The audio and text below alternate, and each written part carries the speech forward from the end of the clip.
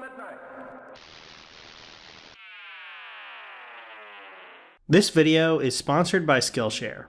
Ever since Into the Spider-Verse hit theaters, I've been asked over and over again to update my Spider-Man ranking video. And for a long time, I was hesitant. But now that we're not one but two movies out from that video, I kinda felt like it was time to jump back into them.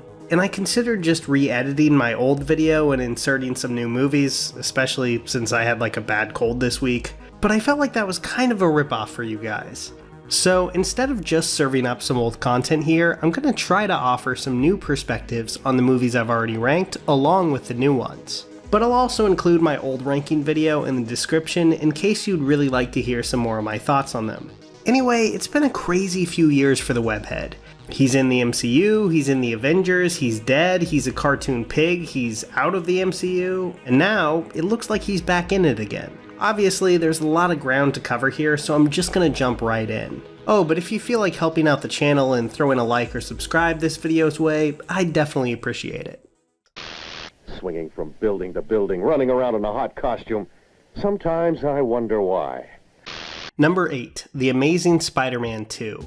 It almost feels mean to pick on this movie at this point. I'm sure 99% of you already know what's wrong with it. Jamie Foxx's performance, the half-assed Goblin storyline, and, of course, the tone. Which the movie never really has a handle on. But rewatching it, I really think the biggest mistake this movie makes is going all in on the Peter Parker parents storyline. It eats up a good chunk of the running time and is just so unnecessary. Peter Parker having important espionage parents is always an idea that's driven me crazy, because I think it almost always misunderstands one of the core appeals of the character, that he's not special. He's not Harry Potter, some chosen one with a grand destiny laid out the second he was born. We have plenty of heroes like that already, and Peter Parker is not one of them. But I don't want to be completely dismissive of the film either. I think it has its moments. And the chemistry between Garfield and Stone is still pretty great, even if the script really undercuts that by making Peter Parker a creepy, whiny stalker. Oh, plus it has my favorite live-action Spider-Man costume. Not sure if that's a controversial opinion or not, but there you go. Number 7, The Amazing Spider-Man. Well, we're not done with the Mark Webb era yet. And you know, both times I've ranked this movie this low, I felt a little bad about it. Admittedly, it doesn't have the really low lows of the next movie on this list, but it's also missing the higher highs. And I have a hard time watching it without thinking that I'd rather be watching the first Raimi movie instead. It's a perfectly okay movie in a franchise that shouldn't just settle for okay. And though it isn't as bad as the second one, this movie also has an incredibly underwhelming villain. Now, it has touches I like. I've already mentioned Stone and Garfield, but I also really like the scene where all the crane operators help Spidey out. It's going for that New Yorkers are in this together thing that the Raimi movies also did, but I think it's doing it well. I also like some of the Aunt May Peter stuff too, because these two are just very naturalistic actors, giving some pretty grounded performances. But at the end of the day, this is a comic book action movie, and that plot-heavy stuff is really where the movie fails. So yeah, I have nothing against throwing this movie on like some rainy Sunday afternoon, but it's far from an all-time favorite.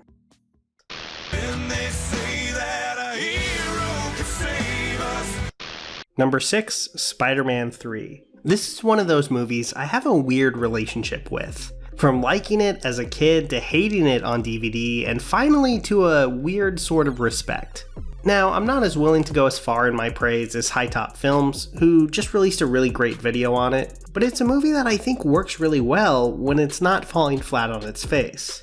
The Raimi touches give it a more unique flavor than the Webb films, and even though I still think Venom is painfully mishandled here, I do really like the Sandman performance. I'm still a little sad that the Raimi series went out like it did, but I don't think Spider-Man 3 is a catastrophe either. It's a flawed movie, but it has the heart where it counts, and Tobey Maguire is still really giving it his all as Peter Parker here. Number 5, Spider-Man Far From Home. Alright, now we're crossing over into the movies that I really like without many caveats. I've made a few videos on Far From Home, but I'll try to sum up my thoughts here. I think this is a more meaningful story for Peter Parker than it gets credit for. People complain about the Iron Man connection a lot in these movies, but I think it's put to really good use here. forming the backbone of an emotional journey for Peter that has him tackling his self-doubt and fears in classic Spider-Man fashion. Mysterio is also just a ton of fun every time he's on screen. I think many of the villains in the previous films on this list, like the Lizard or Venom, tended to drag those movies down, but that's definitely not a problem here. Gyllenhaal is great in the role, and his scenes are maybe the highlights of the movie. Now, I have Homecoming higher on this list, but I should also mention how much better I think this movie handles the action than that one did. The drone fight on the bridge is one of my favorite MCU battles, and that often discussed ending is really just the icing on the cake. Now, I debated putting it above the next movie on the list, but ultimately I do think it's a little dragged down by not giving enough time to supporting players like MJ and Aunt May. In the end though, Far From Home is still a film that I can go back to over and over again. It may not be perfect, but what it gets right, I think it absolutely nails. Number 4. Spider-Man.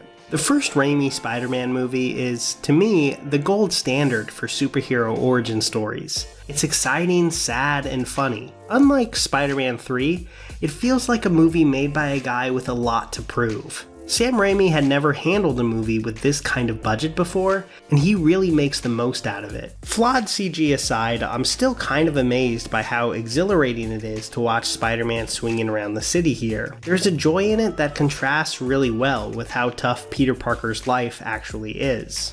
Now, Tobey Maguire has never been my favorite Spider-Man when he's actually in costume. I've made that pretty clear in my other videos. I just don't think he handles the one-liners well. But his Peter Parker is great. It's a performance that's often more subtle and quiet than you would probably see in the MCU. Maguire's Peter is introspective, heroic, and goofy all at the same time. And the fact that you have Willem Dafoe around chewing a little scenery definitely doesn't hurt either. This was pretty easily my favorite movie when I was 9, and while its flaws are a little more apparent now, I can still feel that excitement in every frame. Spider-Man's first real big screen appearance is still one of his best.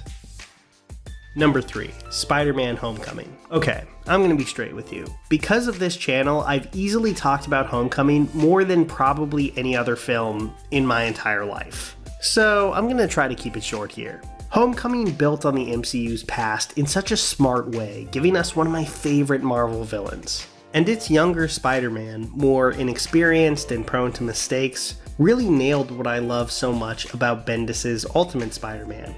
Holland is, in my opinion, the absolute best live-action Spider-Man in costume. He's funny, anxious, and always improvising. When it comes to watching Spider-Man just hang out and patrol the city, I don't think any other movie has come close. Number 2. Spider-Man Into the Spider-Verse. This movie being as good as it is was definitely the biggest film surprise of 2018. I've seen it probably a dozen times now, and every time I do, I'm struck by all the love and detail that they put into this thing that I didn't even notice before. It's a really incredible balancing act, with things like Miles' school problems, his uncle's death, the concept of the multiverse, and a cartoon pig all fitting together perfectly in a way that never feels forced or jarring. It has one of the most unique versions of Peter ever put on screen, but that never shifts focus away from this being Miles' story. And in my opinion, it's probably the best superhero origin story movie since maybe Iron Man 1. And that's just one element of a film that's packed with gorgeous visuals, well-directed action, and a cast that's stacked with characters who could easily carry their own film. I was pretty tempted to put this at number 1. I really was. And I could probably be talked into it. But there's one movie that still tops it for me. Not that that takes anything away from this Oscar-winning achievement. Number 1. Spider-Man 2. So, number 1 hasn't changed. I wouldn't blame anyone for preferring the more recent Spider-Man movies to this one, but at the end of the day, it's still unbeatable for me. And the reason is pretty simple. This is a movie about the cost of being Spider-Man. And to me, that's maybe the most interesting element of this character. The daily grind of just being a superhero and how it tears apart nearly every relationship in Peter Parker's life. It's an idea that's just done so well here. Now, it's a movie with a lot of light, goofy Raimi charm, very far from like the grim dark of a Zack Snyder film. But its secret weapon is just how seriously it takes its characters. It's a movie that isn't afraid to just let us sit with Peter, May, or Otto, and it gives us those Evil Dead-inspired Doc Ock scenes right alongside quiet, tense conversations. From the train fight to Doc Ock's sacrifice, this is just a movie that understands what I find appealing about Spider-Man, and maybe superheroes in general. It's larger than life, but also quietly personal. And those things sound like a contradiction, but Raimi really had a way of making it work. There's a lot of different filmmaking styles found throughout these 8 movies, and a lot to take inspiration from. And if you're someone who's been thinking of diving into the world of directing and cinematography, I highly recommend indie filmmaking. Get the blockbuster look on a DIY budget. None of us have studio resources at our disposal.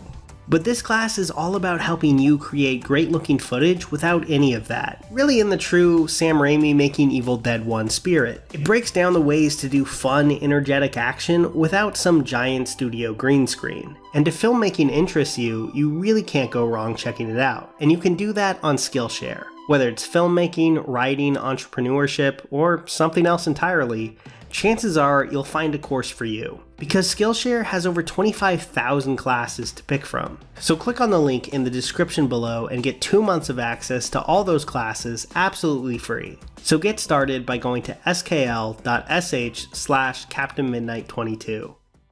Here's a special tip for the fellas and girls who have not already joined Captain Midnight's new 1940 Flight Patrol. You'd better hurry up and join at once, because there's a big adventure ahead. The thing to do now is to get started, because we're going to have not only barrels of fun, but loads of free gifts and prizes, too.